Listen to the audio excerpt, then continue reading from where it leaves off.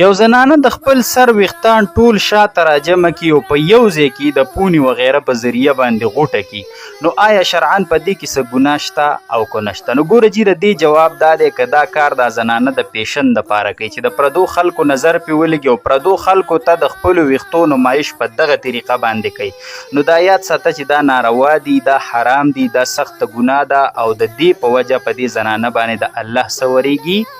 لعنت پې ورېږي. خو که دا چېرته د عذر د وجې نه وکړي چې دا ویښتې ډېر زیات دي، ګڼ دي، درانه دي او دې ته تکلیف دی او دی شاته غوټه کړي راجمع کړي، نو بیا پکې ګناه نشته.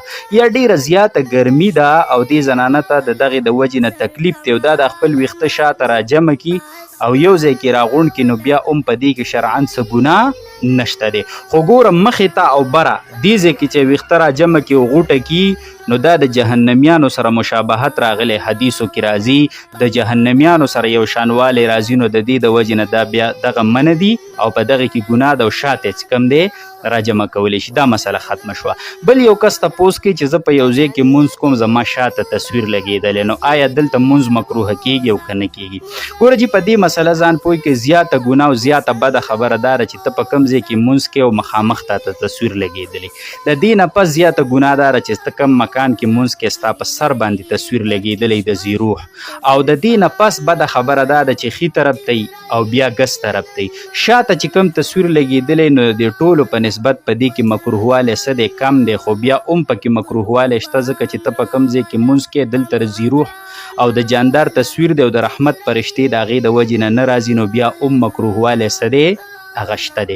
اوس که تصویر داسې وي چې په ځمکه باندې چې د خپو د لاندې په عمل کېږي، خلک پې ګرځي، هغه یا په چټایي او په قالین باندې دی یا په ځمکه په فرش باندې جوړ شوی چې خلک پې د پاسه ګرځي، خو سجده پې نه راځي، سر پې نه لګي، نو بیا په دې کې مکروهوالی نشته، نه مونځ مکروه کېږي او نه بیا مکروهوالی پکې شته. خو که سجده پې راتله، نو بیا به هم څه راځي؟ مکروهوالی راځي. یا په متکه وغیره باندې تصویر دی، په بستره دی چې خلک پې سملي، متکه ده په هغې تصویر دی، خو هغه متکه د نمایش دپاره نه ږدل شي چې تصویر ته خلک وګوري، بلکې استعمالیږي، خلک ورته ډډه وایي یا پې کیني، نو بیا هم په دې کې مکروهوالی هغه نشته دی. په دې مسله ځان پوهه کوي.